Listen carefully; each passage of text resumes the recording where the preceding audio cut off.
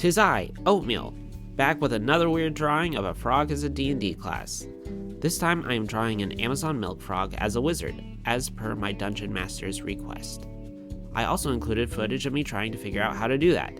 It is a wonderful thing, is it not, to peer into the mind of a master at work? Yes, indeed it is.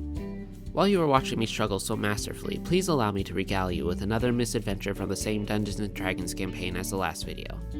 In that video, we told a tale that picked on another player's Barbarian, so it is only right that we balance the cosmic scales by raining karmic justice down upon myself and my own character, a Triton wizard by the name of Soba.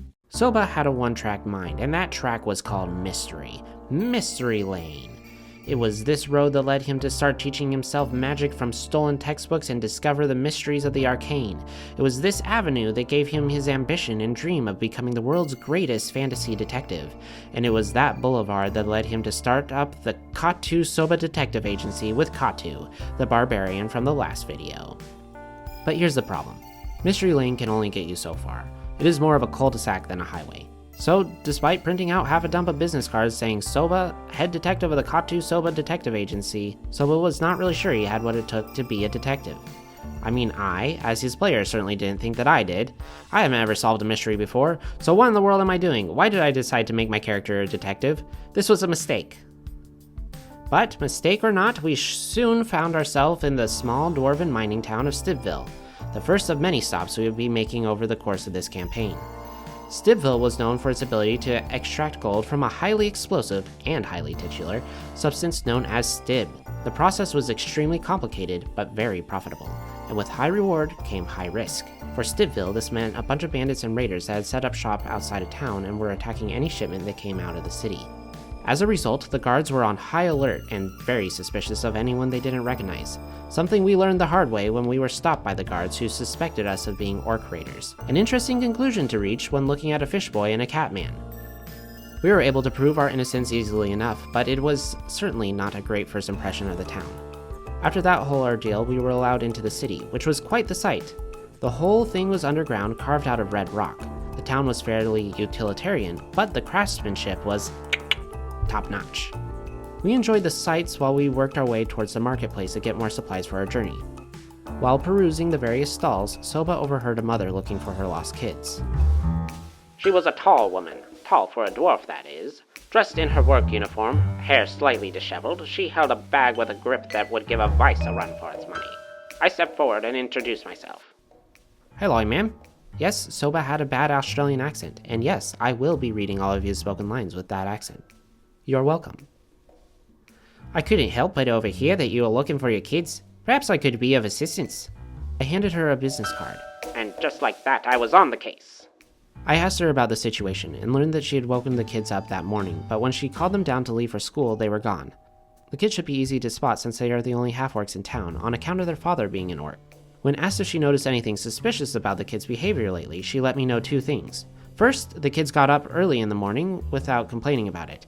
2, last night when she came home from work, the kids had a bunch of books out and were reading instead of playing.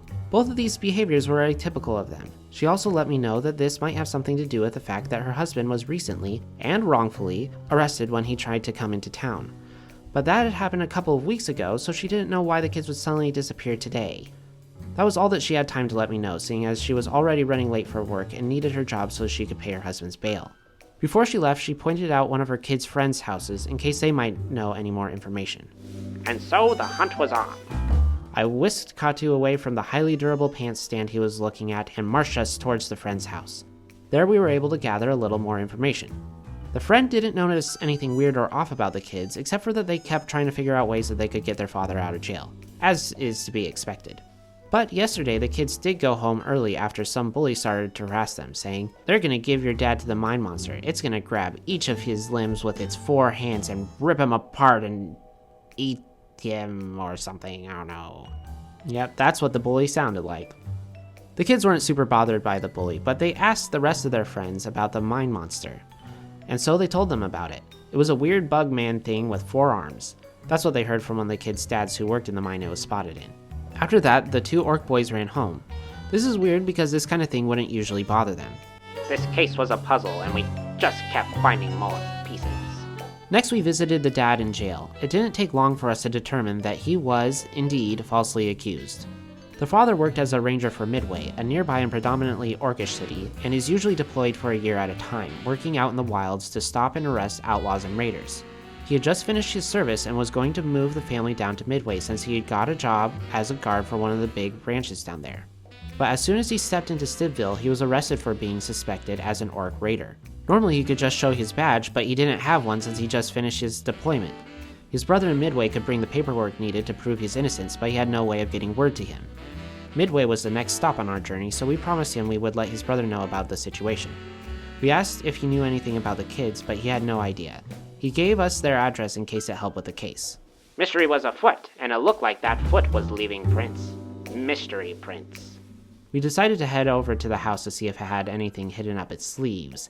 House sleeves. Those are shutters. A couple decent investigation checks led us to find that the house looked more or less untouched. No sign of struggle, but the window in the kids' room was left open. It looked like they left of their own volition. But we did find one thing, a book of fairy tales left on one of the boys' beds. Soba opened it to the bookmarked story and gave it a quick read. It was a short story about two kids who got lost in the woods but found a fairy. They offered the fairy bread and honey, and in return the fairy granted them 4 wishes, 1 wish for each of the fairy's hands. At the end of the story, there was an illustration of a 4-armed bug-like fairy being offered bread by the 2 children. I showed the illustration to Katu. These remind you of anything? The mine monster.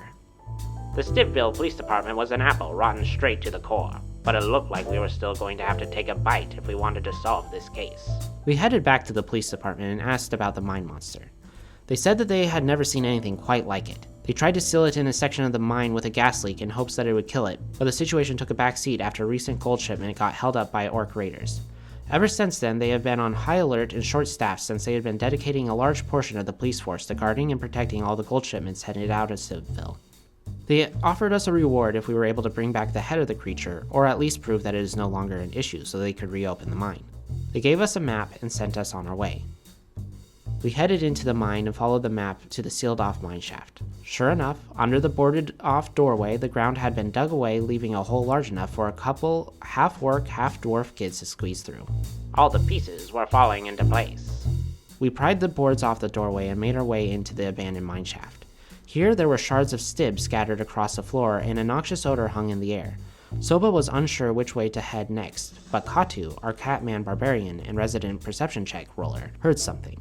He led us through the twisting and turning mine shafts. Soon, I was able to hear the noise too, the sound of kids shouting and banging on something. We followed the sound until we arrived at a large intersection, and there in the middle were 2 half-orc kids making a ruckus and marching in a circle around a couple slices of bread slathered in honey. Our joy in finding the kids was short-lived. As successful as Soba was in putting together the clues and finding the missing children, they were also successful in drawing the attention of the large, 4-armed eldritch creature. The kids offered it the honey bread, but the creature knocked the bread aside where it hit the ground with a soft bread sound. Bread. And seized the 2 half-orc boys. And so we fought. Well, Katu fought. There isn't much for a level 1 wizard to do except for distract the creature with a couple illusions here and there. But this was no time for distractions, this was a time for actions. So Soba cast haste on his barbarian friend, giving him the speed and extra action necessary to start to wrestle the kids from the creature's grasp. As the creature and the catman barbarian began to tussle, I saw my opening. In D&D terms, the creature was grappled, giving me advantage to hit. But narratively, Katu had successfully garnered the creature's full attention, giving me the opening I needed to finally start slinging spells and doing damage. I looked over my spell list. I had primarily taken utility and control spells, but I had 2 cantrips that could do damage. Frostbite for when I needed to slow someone down. But Katu already had the creature pinned, and Frostbite only does 1d6 damage if I hit. Firebolt, on the other hand, it does a whole 1d10 damage, and that's a bigger dice, so I cast Firebolt. Our DM looked at me for a second, unsure how to proceed.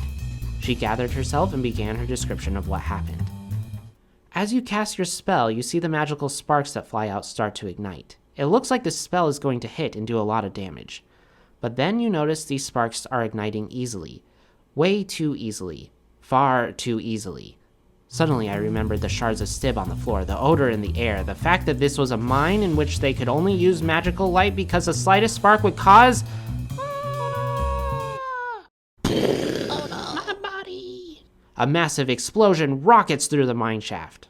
I tried to retcon my spell, but it was too late. Our DM did allow some form of mercy for my mistake by allowing Katu to use his reaction to mitigate some of the damage that the kids would have taken, by interposing himself into the brunt of the explosion. He took all of the damage, and they took only half. They were still bleeding out and on death's door, but at least they weren't dead. We used our only healing potions on the kids instead of ourselves and got the hell out. As we took the kids back to their house, I couldn't help but feel like a failure. I had done something stupid. Something that had not only almost caused us to fail our first case, but something that had almost gotten us all killed. Maybe I just wasn't ready to be a detective. Maybe I wasn't smart enough to play one. I felt like I had let everyone down. But when we finally arrived at the kids' home and found their mother there waiting, when she thanked us for finding the kids and when Katu told us how we had plans to get her husband released from jail, I realized that it was okay. It's okay to not be ready or smart enough. Because I wasn't doing this alone. I had someone else there with me who would make up for all the bad rolls or mistakes I would make along the way.